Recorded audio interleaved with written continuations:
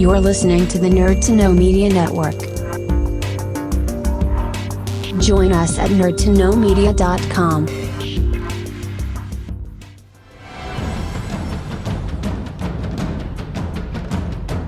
Broadcasting from the Blanchistan Center, this is Phoenix FM. The internet is a communications tool used the world over where people can come together to bitch about movies and share facts. According to the Nerd Index, you should be upside down in a junior high toilet around the clock. This is We'll do it live! Time goes in, time goes out. Never miscommunication. It's over 9,000! My name is Foxy. The balls are in there.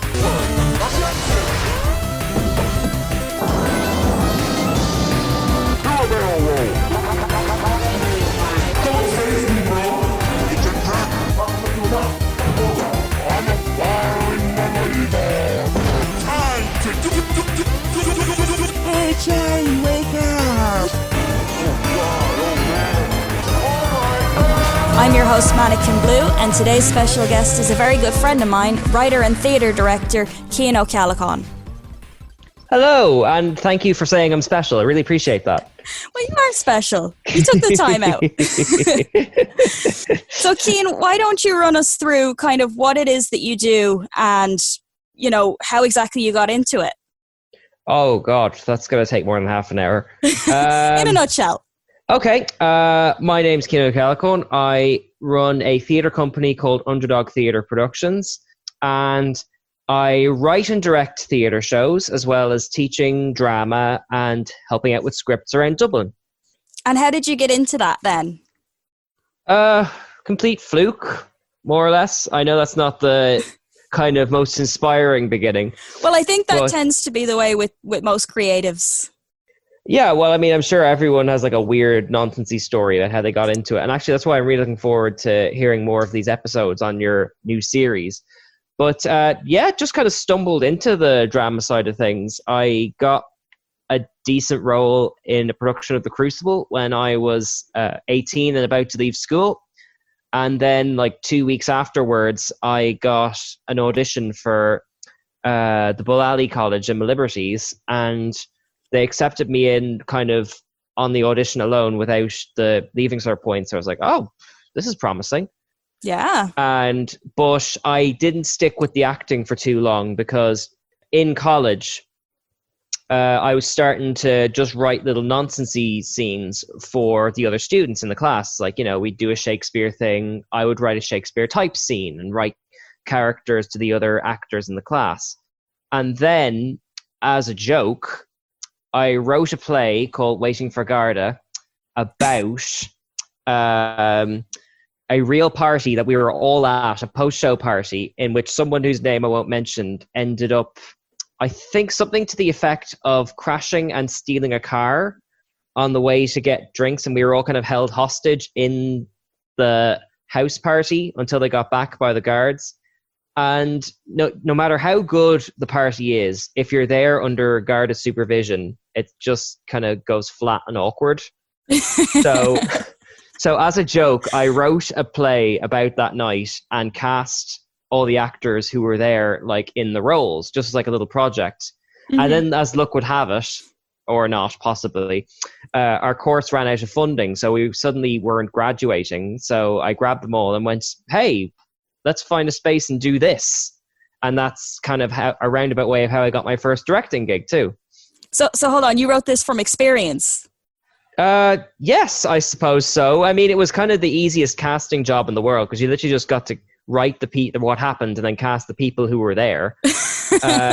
Except for the me role. I had to get another actor named Jeff Gibson to play me. But yeah, by and large, it was a very surreal experience because you were kind of making a fictitious version of an incredibly awkward night and kind of giving it a beginning, a middle, and end and adding themes to it and stuff. So it was the weirdest introduction to theatre making, but it stuck with me and I've been doing it ever since. That's wild. I'd never heard that story before. Really? I can't believe we've known each other this long. I've never told you that story. Yeah. That's kind. Yeah, no, I mean, I get that, you know, they say, you know, kind of write what you know. I just didn't think that because that's a crazy scenario in itself. That's not something I could dream of, and that actually happened and became a play. Yeah, I'd love to remount it again someday because I was literally the first thing I did. We just did it in the space in Temple Bar called The Exchange, which sadly isn't there anymore. I believe it's now like an Italian bakery teaching school, something like that. But it was a great experience, and it was really, really weird because it was this art space which was just open to anyone who booked it, completely free. So now and again, we'd be rehearsing with like musicians in the room. We'd be rehearsing with other actors. We'd be rehearsing with artists. One time we got into a fight with a bunch of like kind of church choir singers because we had a show that was about to go on and they wouldn't leave. So it just kind of, it was a kind of great experience, but it was also a weird learning curve, and anything that could go wrong did happen, even though the show kind of did come together and make a profit. So it was a great learning experience. Yeah, I'd say so. I'm surprised that didn't make it into a play itself, because that's a wild scenario. It should do. After this, I may pen something like that, because like here I am trying to think of weird nonsensy scenarios, and all these, I've lived through these things, which I think are normal until I hear people reacting over the air. Yeah, absolutely. So what are some of your other theater works that we might know of? Okay, well, I must confess, this is a slightly weird time to be doing this appearance, because the Underdog has actually been on little hibernation since my wonderful daughter Primrose was born. But the most recent stuff I've done is School for Dinosaurs, the kids show in Smock Alley, which we will bring back as soon as Prim's of an age where she doesn't kind of need 24-hour supervision to not end up in a fireplace or something like that. Yeah. That was a great fun one. That had Susan Barrett and Stephen Gorman, Andrea Bulger, loads of really talented people working on it. I believe you actually kind of worked on it to some degree as well. I did a little bit, yeah. And actually, for those of you who haven't seen School for Dinosaurs, if and when it does come back, I definitely recommend it because it's a lot of fun. We tracked down a recording of it that my sister made. We may put it up on the Facebook page over the next few weeks. Jessica Lean, she was in this as well. She played the teacher. There was a lot of talent in that show that deserves credit. Way too much, actually. Like, there's almost not enough room for all of the talented people we dragged in. Like your pal, Bethany Williams. I wouldn't surprise me if she pops up on this show before too long. Oh yeah, I'd love to have her at some point. Yeah, like she did us a banner, like Leanne Scanlon and E. Kerr, they did the costumes. Like there was a lot of talent on that one, and it was just great fun to kind of have these dinosaur costumes and kind of go into rehearsals and go, right, what can we do today then? And then just kind of hammer a shape onto it near the end. Give me your best T-Rex. But that was just it, because this was like my third or fourth show in Smock Alley, and I deliberately hired on actors I'd worked with before, for the most part, and creatives like yourself. So I kind of knew that I'd be able to write empty spaces in the script where it says Matt's lesson and just write Stephen does something funny. And and he would deliver. I trusted that it would happen. Yeah. Yeah, I remember there was a particular scene with a ukulele. Yes, that was it. Yes, on the night, and it didn't quite go to plan. I think there was a problem with the tuning or something, but he just made it work. It was fabulous. If you ever have a chance to hire any of those actors, Stephen Gorman, Susan Barrett, Andrea Bulger, or Jessica Lean, do, because they are absolute gems, and they will bring you 7 ideas when you only ask for 2. So like they're absolute pros. I think Jess is in the UK now. But that was kind of the most recent one. I've also been doing work for DIT Drama Society. I think it's called TUD now. I think they kind of all conglomerated or something. Before the lockdown happened, I was helping them develop a very wonderful and strange production of Midsummer Night's Dream, which had lots of 70s music and lots of psychedelic stuff in it. So I really hope that kind of comes back in some shape or form. And I suppose before that, most of my work was with Smock Alley and with the New Theatre. For the New Theatre, I had the pleasure of directing both The Collector, which was written by Daniel Wade, who is an incredibly talented poet. And if you're on Facebook, you should definitely check out his stuff. Oh yeah, And- Daniel's fantastic. We actually have him lined up for a future episode. Oh, lovely. Yeah, I'm ashamed to say that he has another play in the works, and I haven't been able to get involved as much as I should just because of baby commitments. But when you hear about his next script, which he's written with the wonderful Justin McCann, do check it out because it is top notch. Like, I think you actually did a read through for it, didn't you? Oh yes, I think I did. Yeah, I'm not going to give anything away just yet. I'll let, if Daniel wants to talk about that, we can have a chat. Yeah, of course. But And, it's good stuff. Yes, like, and if you get a chance to work with him, he's brilliant too. I feel like I'm on to plug everyone else, but that is just kind of the nature of the industry. And I also have done shows like Absolute Beginners for Diane Crotty and Aisling 7, which was my own. That was for the now tragically gone theatre upstairs. And also a little weird one that I'm not sure if anyone remembers, but I'd like to throw it out, Tingo by myself and Jessie Doyle, which was kind of like a weird Wizard of Oz, Alice in Wonderland-y thing where we let our imaginations go weird places, and there were keyboard trees, and there was lots of brilliant music, and lots of like they were singing cereal songs, like songs from like breakfast ads, like to disco music, and it went weird places. I've lots of fond memories of that one. Well, I think weird is good. I mean, we're creatives, you know. If we're not going weird, what are we doing? Yeah.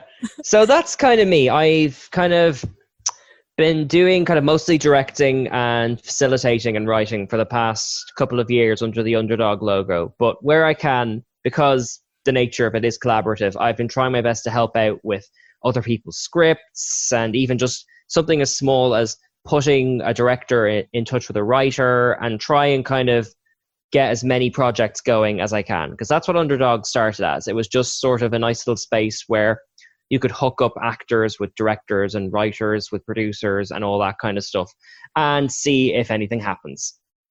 It's fantastic. And you mentioned that you're also a drama teacher. Yes, I have the privilege of working with Drama Beans out in Tala, where we do, that's run by Janine Nagel, and I believe your friend Kate Hennessy, she works for them too. Mm-hmm. Yeah. And we work with young kids, kind of from the youngest 4 up to as old as 16 there. And we do lots of great work, like kind of just developing new things and developing original kind of songs and games and all that kind of stuff. And with the teenagers, we do entire projects, like sometimes we write scripts, sometimes we write films. So it's a wonderful little gig. And if you've got kids, like Drama Beans is definitely the way to go, because Janine, who runs it, she is incredibly creative, and she's always trying to think of a new angle or a new project to tackle. At the moment, we're trying to find out the best way of like doing drama classes online safely.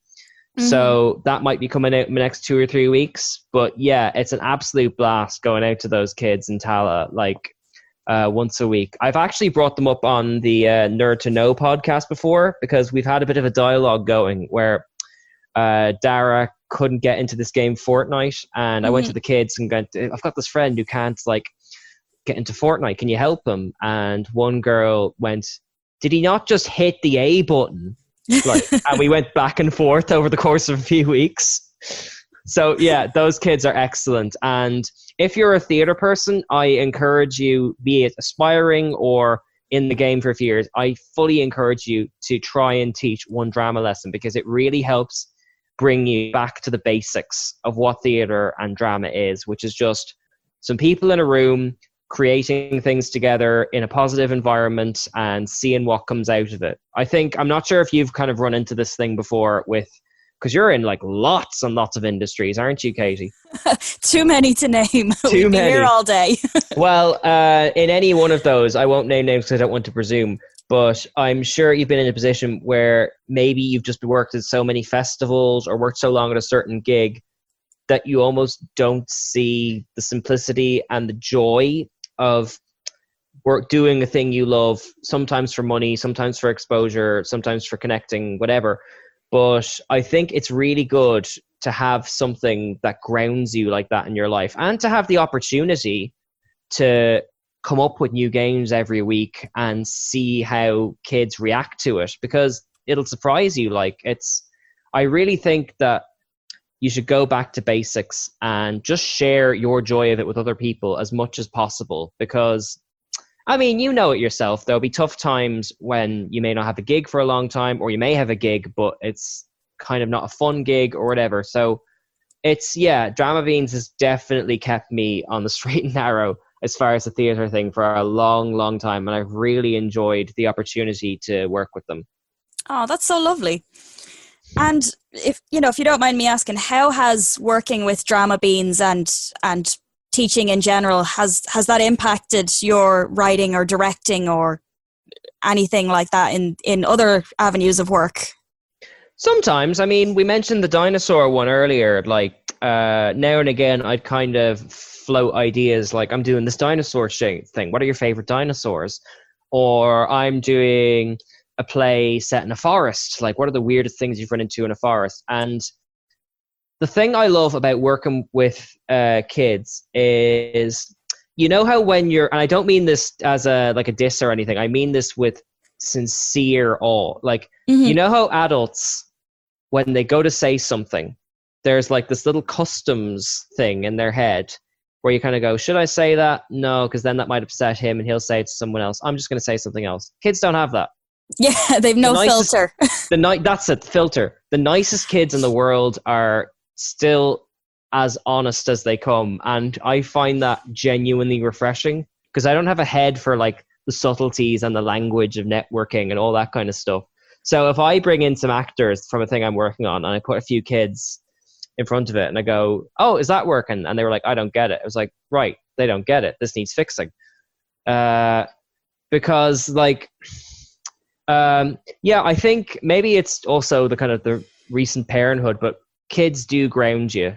I think you do kind of get notions of what you do and all that kind of stuff. Like, working with kids is a great experience, and there are tough days, don't get me wrong, but I'm genuinely humbled that Drama Beans, and I've worked with Play Act as well, they're wonderful, but like that these wonderful groups trust me to just be creative, and the kids also meet me halfway and kind of get in on the play. And it's been a wonderful experience, and I honestly couldn't say how much it's affected the output I do, but it has helped me keep my sense of play, and I bring that sense of play to the adults I work with.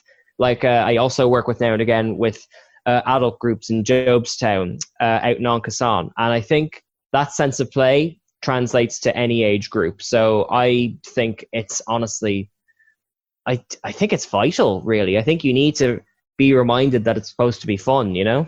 Yeah, absolutely. I mean, if it's not fun, why are you doing it? Yeah, well, I think you do need a reminder now and again, and I'm really looking forward to hearing who else I know you've got to have Daniel on the show, but like, I'm really looking forward to seeing who treats what they do as play, who treats it as very serious work, and all those perspectives are valid. But for me, I think you need to like touch base with the fact that you get to do silly things and you get paid for it sometimes. It's not perfect, but it is nice, and you've got to make peace with that, you know? Yeah. It's not all just doing it for the exposure. Well, not to like undermine your premise, but yeah. Well, no, I mean, that was the whole point in doing the show, is that, you know, we're taking back the exposure part and actually trying to make it work for us. Yes, exactly. And like, I mean, I'm sure that like over the coming episodes that we will get into like maybe some heavier sides of the industry, but like, yeah, we all got to rely on each other and like kind of keep everyone focused on like how lucky we are to collaborate with all these wonderful people. And it costs nothing to say to someone, hey, that guy Michael with the balloons, he's brilliant, or Bethany with her art, go check her out. It only takes a second of your life and it might mean the world to them, you know? Absolutely. So just on that note, what are some other things you do besides, because I know you said you're a writer, is it just plays or do you write other things? It's mostly plays now. I'm lucky enough to be writing for Geek Ireland. They let me do kind of weekly essays and that kind of stuff. I think probably the most popular one would be the Nerding with Children, because I get to just write lists of things Prim did that week. Like, you know, kind of what music she's dancing to or what Marvel movies she likes.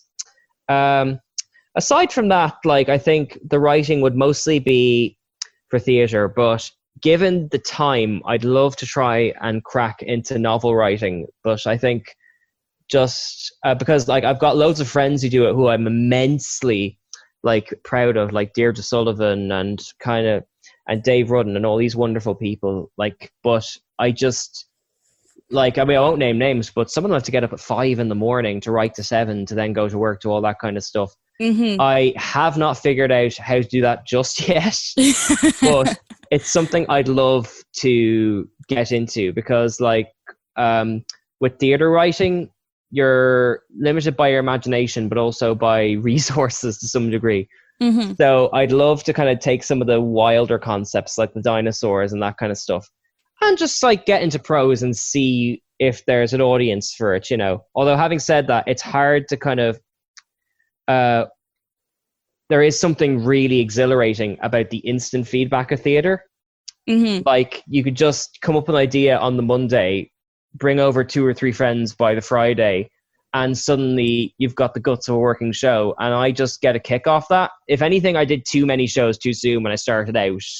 I should have just, like, picked a good one and paced myself, but I was doing loads and loads of things. Just excited. Yeah. Well, I mean, once you get, I think everyone goes through that phase. You just kind of take on everything because you just want to see what happens. And that's a vital part of the process, you know? Absolutely. Yeah, I think I'm notorious for that. I want to do it all, and then you burn out. Yeah, well, I mean, that is the burnout thing. A wonderful friend of mine, Sinead O'Brien, she has this thing called Cloud TARDIS time, where she'll do 2 or 3 projects back to back and then just go hide in her room for a week. I'm not sure if she still does that, but it's a wonderful habit. Like, you know, you just push yourself as far as you can, you take your burnout, you go into a tent with some sweets, and then you come back out ready to go again. Like, because I'm sure, like, burnout is a thing in the industry, because, like, I think arts stuff is always going to be a gig economy, and it's very easy to kind of overtax yourself out of that fear of not getting another gig, you know? Absolutely, yeah. Yeah. Like, do you find that yourself? I mean, you have kind of got your fingers in lots of pies creatively as far as kind of all this goes. Oh, completely. Yeah. No, I jump on as many gigs as I can get, because, you know, you don't know when you're going to get another one.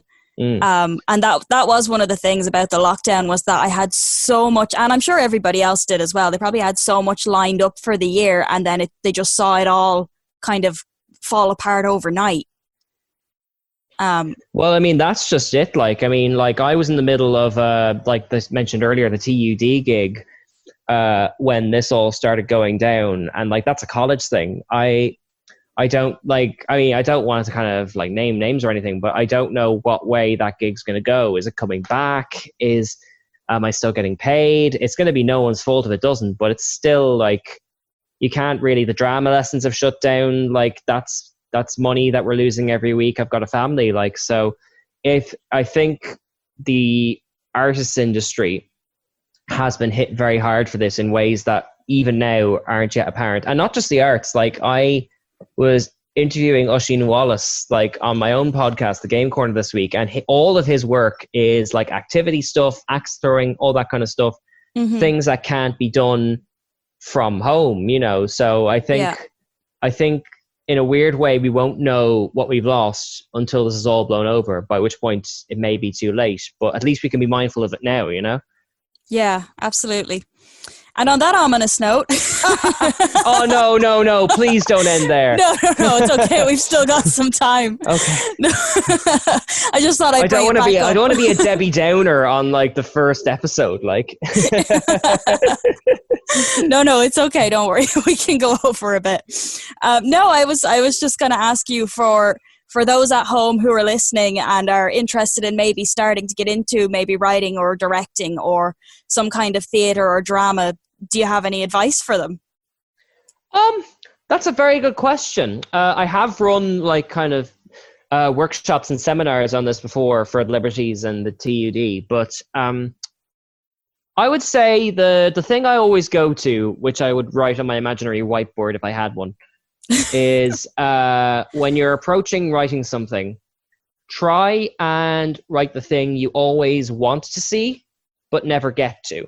And I know that sounds like a bit unhelpful at the start, but what it does is that start what you love. You love horror movies, you love action, you love this, you love that. Start there, start with what you know. But more often than not, if you can just find something that you've always wanted to see, be it, I don't know, vampires in an action movie set on a bridge, whatever. Not only are you starting from a point of love, but you are also starting guaranteed with an idea that doesn't exist before, because as soon as you start writing, you're going to become self-aware and go, oh no, that's a bit this. Oh no, that's a bit that. Don't mind it. Your first draft is always nonsense. So just challenge yourself to keep pushing on through. Dave Rudden, who I mentioned earlier, he has a wonderful approach where if it's a book, he sets himself like 5 pages a day and he has to hit that deadline no matter what.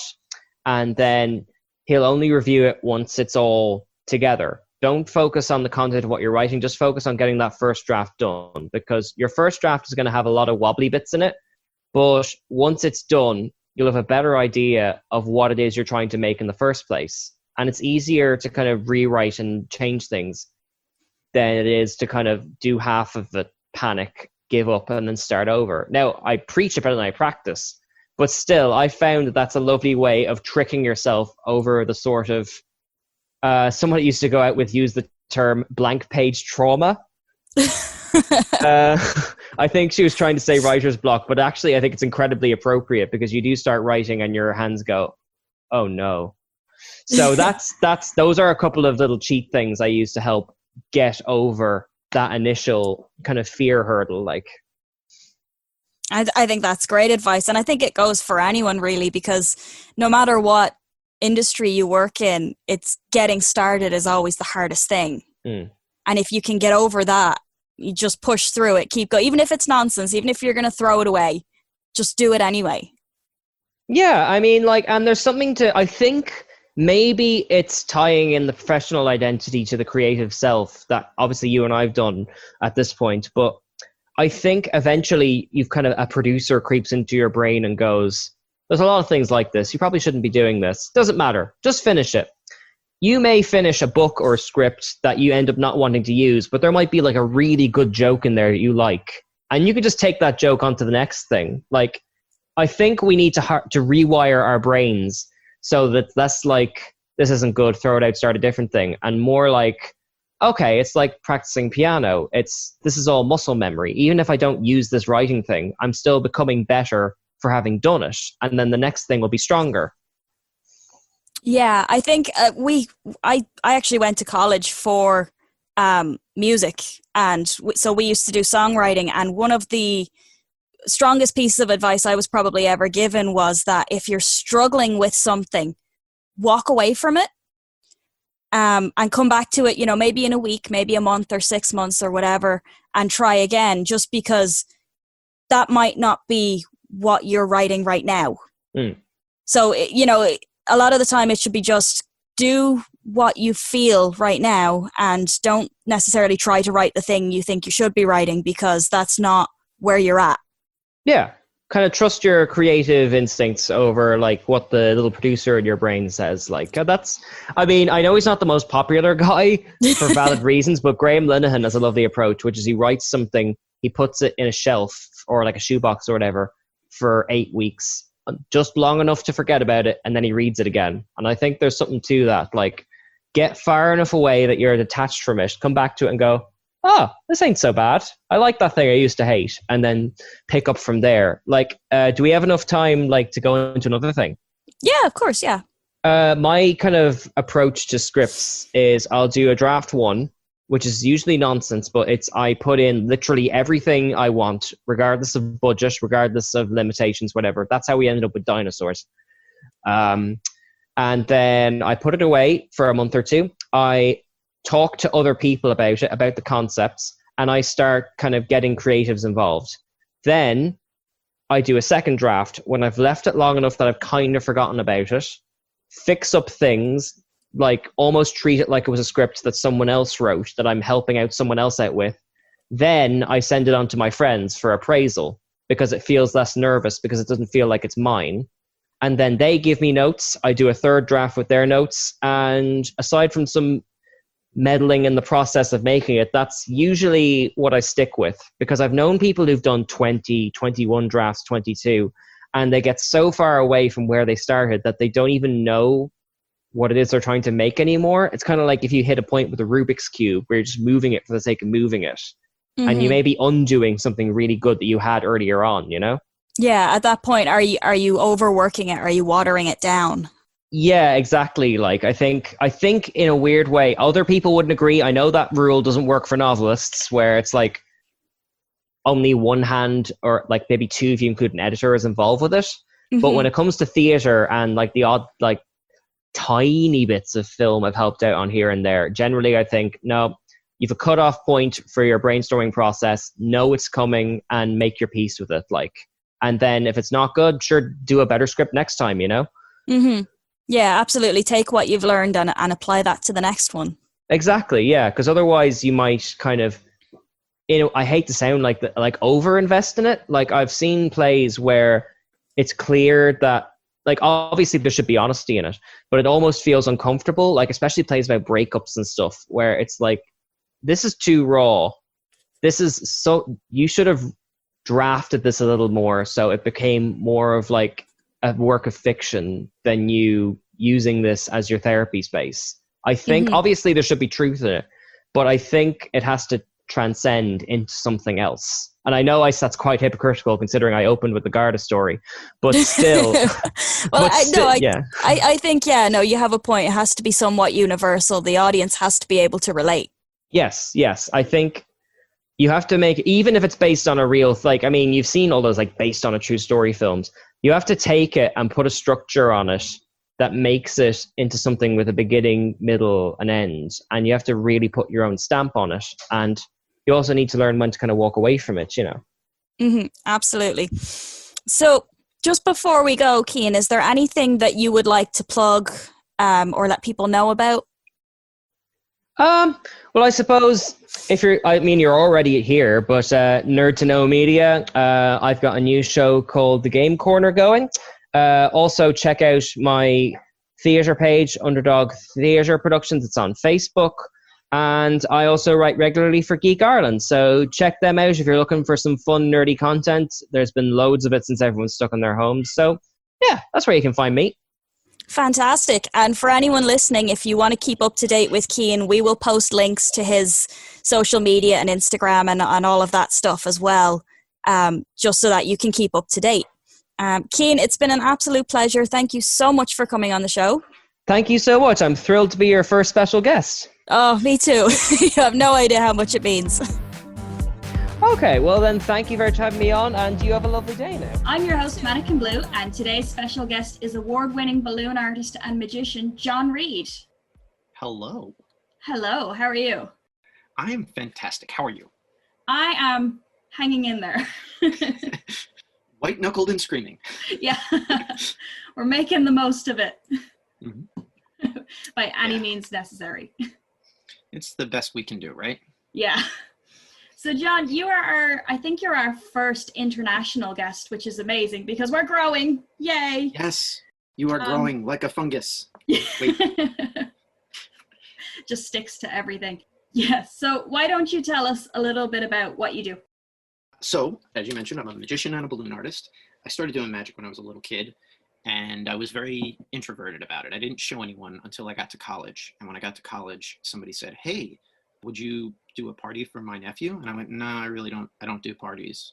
And they were like, "Oh, it's only going to be 8 kids." I was like, "I really don't do parties." And they were like, "I'll give you $50." I was like, "You want me to get a rabbit? I can buy a rabbit." You know, I was in. And the first show was a disaster. but people kept hiring me. And I went back more and more and more. And I saw somebody making balloons. And I picked that up because somebody said, well, the other guy would make balloons. We'll give you more money if you make balloons. And I got better at the balloons and I got better at the magic. And I realized that I was having more fun making more money than my parents partying on the weekends. So I should probably just keep doing this. And then it snowballed. And here I am today, making balloons and doing magic for a living. I put together a mission statement about 6 years ago to create 10 million smiles. So what better way than to not just perform magic and make balloons, but to also teach it. So that has become part of my passion project, is to teach kids and young people and adults, but mostly young people, give them not just an artistic skill, but social skills with confidence, and teach them how to have conversations with people and engage people and give them a tool. It's, some people say it's a crutch to give, to use a magic trick or making balloons to start a conversation, but it's a tool. And as long as you respect the tool and use the tool properly, you can create amazing things and incredible connections. Yeah, definitely. And just because you're one of the more, I suppose, intricate balloon artists that I've seen, because, some people, they do magic and balloons and then they do the basics, but you don't do that. So how did you expand that? So my granny, who is the most incredible person I've ever met, told me once when I was very young, she's like, I don't care what you do. I don't care if you collect cans or I don't want to cuss, but she said, shovel stuff for a living. She goes, whatever it is, if you collect cans, it should be the biggest pile of cans. If you're going to, shovel garbage, you better do it more efficiently and effectively than anybody else. Whatever you do, be the best at it. And the joke is always, well, I wish she was more specific. She was probably hoping for a doctor or a lawyer, but I did. And I every time I do anything, in the back of my head, the question is, will this make Granny proud? Will she go, yeah, you're doing a good job? And having that sort of as the bar, because, you set your own bar, that's one thing. If you have somebody else is the bar, it changes the dynamic. Now it's not just, I'm not settling when I get tired because I go, let's do a little bit better. Let's go a little bit further for Granny. That's awesome. Normally you hear people say, I have to be better than everyone else, but it's really nice to hear you say, I have to be the best for my granny. Well, and really that's what it kind of comes down to. Is a friend of mine, Kennedy, he's actually a UK magician and mentalist. He said, I don't want to be better than anybody else. I just want to be less crap than I was yesterday. And that's really, that's what it comes down to. But setting the bar for somebody else, I want to be less crap, not just for myself, but to make that person proud. That's helped me. And I'm not saying that's the right way to do it. I'm just saying, for me, it made it a lot harder for me to settle. Yeah, you found something that worked for you and you ran with it. Mm-hmm. Exactly. So how did you get into then all of the bigger, grander balloon sculptures? So I worked in a magic shop, and I learned how to make a dog, a sword, a flower, and 137 animals that looked like a dog, a sword, or a flower. And one day this guy walks in and he made Daffy Duck out of balloons. And I thought, holy cow, this is incredible. And as he's having a conversation with the manager in the store, I'm like, oh, I'll sneak to my car, I'll get my balloons, I'll come back in and I'll redesign what he just did. I'll ask him to show me. And by the time I had gotten back in, because I went out the back door, he had left out the front and he was gone. So I went home and I tried to reverse engineer it. And after, 150 balloons going through an entire bag, I had figured out how to make Daffy Duck. He came back maybe about a month or so later, bought another bag of balloons, and I said, hey, you changed my life. I'm making Daffy Duck now. And he's like, oh, really? Yeah. And I showed him and he goes, that's great. That's not at all what I did. Yours is actually a little bit more efficient.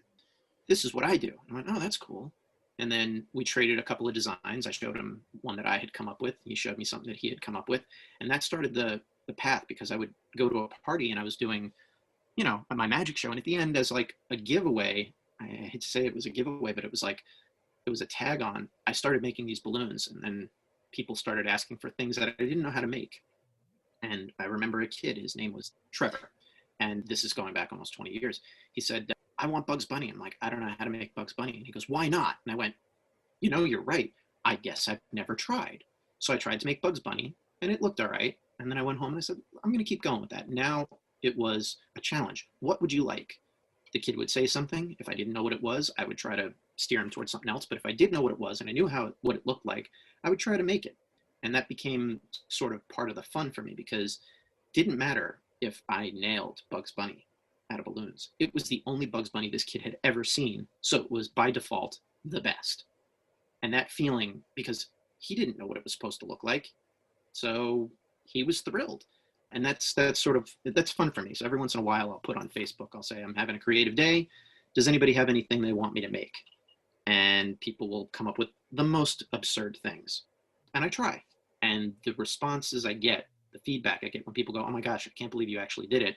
One, like you tried, but two, that it's successful. And in my mind, I'm going, ugh, no, this thing came out terrible. Wait till I do go around two. It'll be much better. And that's sort of how I built on it. But that's always the way. Like I say this every time, you know, people do something amazing and everyone goes, oh my God, that's amazing. How did you do it? And they go, no, it's awful. It's terrible. I can do it so much better. Like you're always going to be your worst critic. Correct. And there's something good about that, because it just makes us, you know, want to be better. But at the same time, it's just every once in a while I see a piece that I'm very happy with and I go, man, I kind of nailed it.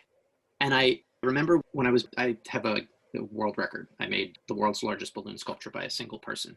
It was a 50-foot tall robot. And I made it out in Salt Lake City, Utah. And the whole time I was doing it, I was so focused on, you know, finishing that I wasn't really enjoying the process. And I remember listening to Neil Gaiman talk about the best advice he had ever gotten that he didn't take. And it was from Stephen King. And he said, you know, this is really great what you're doing. You should enjoy it.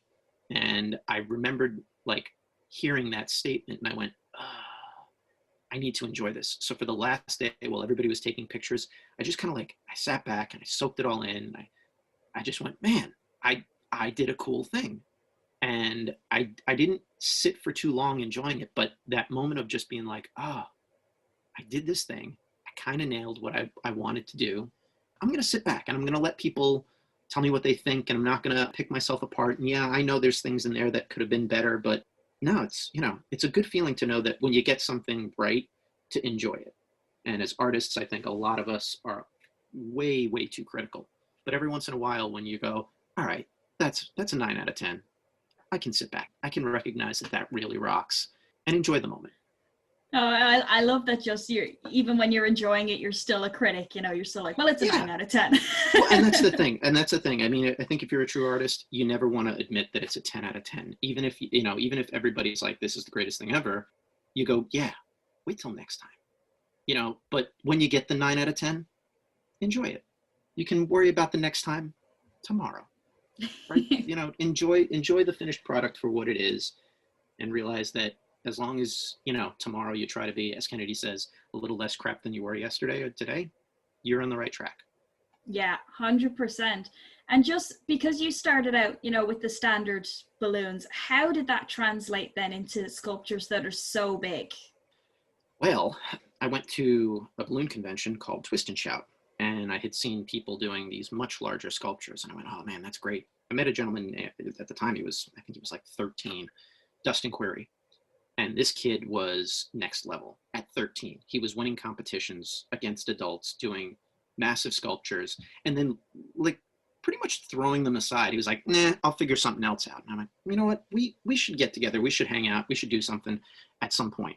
And at one point I was going to Gettysburg, where he lives, for a DeLorean convention, the car from Back to the Future. And I said, hey, I'm going to be in your neck of the woods. What do you think about making a DeLorean, maybe like 4 feet, you know, like the Back to the Future one? He's like, actually, it's probably easier just to make it full sized. And in my mind, I went, all right, kid, whatever you say. So we spent, 14 hours over the course of 2 days weaving and twisting and making a DeLorean from Back to the Future. And at the time, it was the largest sculpture that I had made. And I went, oh, this goes beyond making dogs and swords for kids. It doesn't matter that it took 14 hours because people liked watching the process. And it occurred to me that doing these larger sculptures, there's a different type of engagement with what I would call the audience. It's not a one-on-one where I'm going to make you this thing, kid, and you get to keep it. It's akin to glass blowing or, stone carving, where people are just as impressed and amazed by the process as they are with the finished product.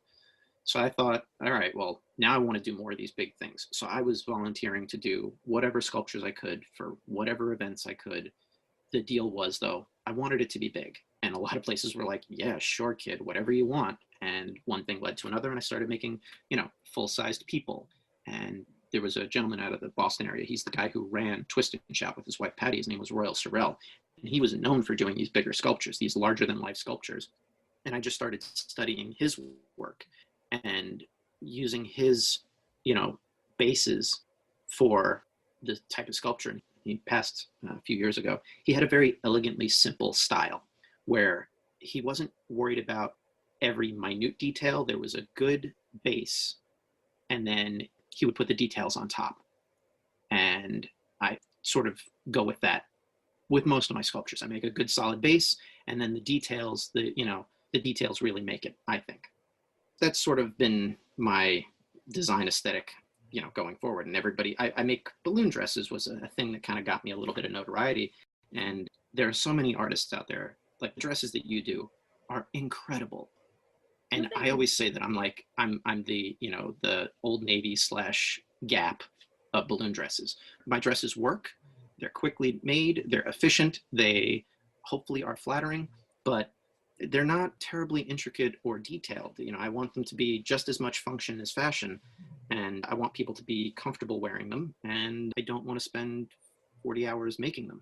So like I said, there's something elegantly simple about making a really nice base, adding a few details, and letting the work speak for itself, and letting the audience or the observer kind of fill in what they think about it and how they feel about it. I mean, I think that's the best part about art, is what somebody else takes away from it. Yeah. And that was actually something that I wanted to touch on as well, just because for anyone who follows, my work outside of the show, they'll know that I'm kind of becoming known for these crazy balloon dresses, but probably what they don't know is that you're the one who taught me how to do that. Yeah, it was an accident. I'm sorry.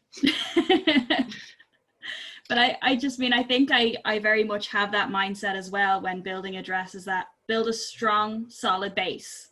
And then, add all the crazy stuff on top of that. So when you break my dresses down, you take off all the frills and the different colors and everything. It is, in essence, your process. Yeah, my process was an accident. I was not the first person to figure out making balloon dresses. In fact, there were lots more, and there are people who are far better. But my goddaughter fell and split her lip open on the playground while I was visiting in Colorado.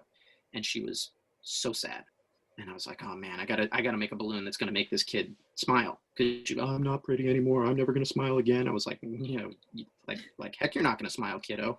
Not on my watch. So I quickly made this little dress out of balloons for her. And we were at a conference. It was a magic convention. And I told her mom, I'm like, I need you to do me a favor. I need you to go get her bathing suit, pop it on her. I made something to make her smile.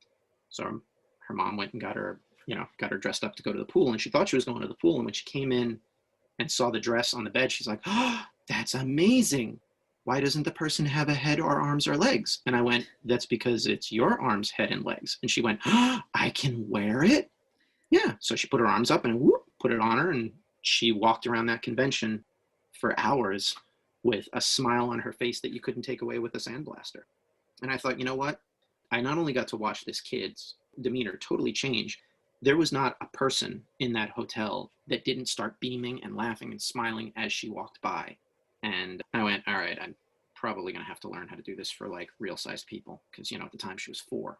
And again, once you make something like that, all of a sudden more people want to see more stuff like that. And if that doesn't keep you doing what you're doing, I don't know what will. Yeah. I mean, again, 10 million smiles and I keep losing count. So I have to keep starting over, which I don't think is a bad thing. Yeah, it's a good way to look at it. Yeah. So just to kind of focus on the dresses a little bit more, because I know you've got all sorts of cool stories, but you've made some for some somewhat famous people as well. Yeah, I have. I had made one for Amanda Palmer, the musician from the Dresden Dolls. She's also married to Neil Gaiman. He was there when I made it. It was a fluke. She was doing her Kickstarter, which she raised, I think it was like $1.2 million. To create this new album and this concert tour and everything else. And I showed up at the block party that she was throwing in Brooklyn, and I made a dress and they put it on her and then they popped it off of her. And again, it kind of snowballed. I made one at the White House when President Obama was in the office, and I put one on my assistant at the time, and she wore it she was voted the best dressed attendee by the Associated Press pool. And, Michelle and Barack Obama were floored by it. That was kind of cool. I've made dresses for, I call them like regional celebrities, local celebrities in the New York area that nobody outside of New York would know, and ultimately outside of certain industries probably wouldn't know. But it's been a lot of fun.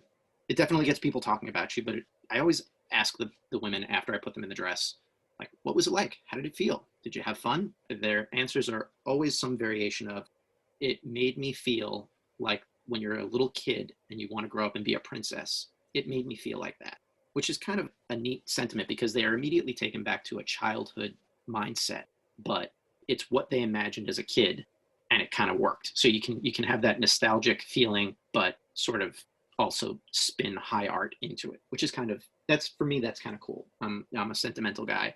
So when somebody says, oh, when I was a kid, immediately I'm like, I'm in. Okay, we've hit an emotional chord, and I think that's what art is. Whether it's happiness, sadness, love, hate, art is supposed to make you feel some form of emotion. And when you feel that kind of emotion, again, that's a 9 out of 10. That's what I want. I give it a perfect 9 out of 10 score. Yeah. Yeah, no, I can 100% attest to that feeling of being in a balloon dress. It's like the best feeling, if a little bit hot and sticky and, kind of awkward to move in, but you're just having the best time. You're definitely not going to rob a bank quietly in a balloon dress. You're squeaking and creaking and as you walk around. But other than the noise, it's very cool. It's like the best. I recommend it to everyone, and especially people who make dresses. They should have to wear them. Yeah, Marie Dotto, Custom Balloon Dresses. She has been on my case. She's like, I got to make you a balloon dress one day. I'm like, yeah, one day I'll get in one. And if I do, it's going to be, it'll probably have to be her. Yeah, I really benefit. I want it to be something that we can say, okay, yeah, I did that. And hopefully it was good exposure. I mean, hopefully the bigger we get, the better exposure it'll be. But I wanted it to be one of those things where it was to benefit the artists that come on the show. I think it really does. Like I said, I happen to know some of the artists that you've had on because, we're friends and I see the way you support them. But there are a handful of artists that I never heard of, and I never would have heard of had they not been on the show. And I think that's really great in giving everybody a platform to reach out. And like I said, I hope it goes more and more international, and I will do my part to help on this side of the ocean. Yeah, well, thank you very much. And it's a pleasure finally having more international people, and especially yourself, because you've been in the industry so long. Yeah, I'm old. I didn't mean really, it that really way. old. Oh man, it's been great, and I'm super honored to be part of the program. I'm a fan, so to be invited on was super exciting, and I can't wait to have somebody interview you on your own show. I'm going to be one of the people that is fighting that fight to get somebody to interview you. I know you're doing it for other artists, but I'd love to hear the interview with you one day. More and more people are pushing for that. And I actually I need to dig out the link because the very first episode of any podcast I did was for Nerd to Know Media. It was their show, Nerd to Know Basis. And they asked me would I come on an interview. And then from there, it just ended up, I got more and more involved with the network. So I must dig out that link and just, in the meantime, just say, okay, if you want to hear about me, here's that. Yeah. Well, I remember that one and it was great. And I've, again, I'm a fan, so I'm a supporter. So I'm going to fight the good fight to have you on your own show. All right.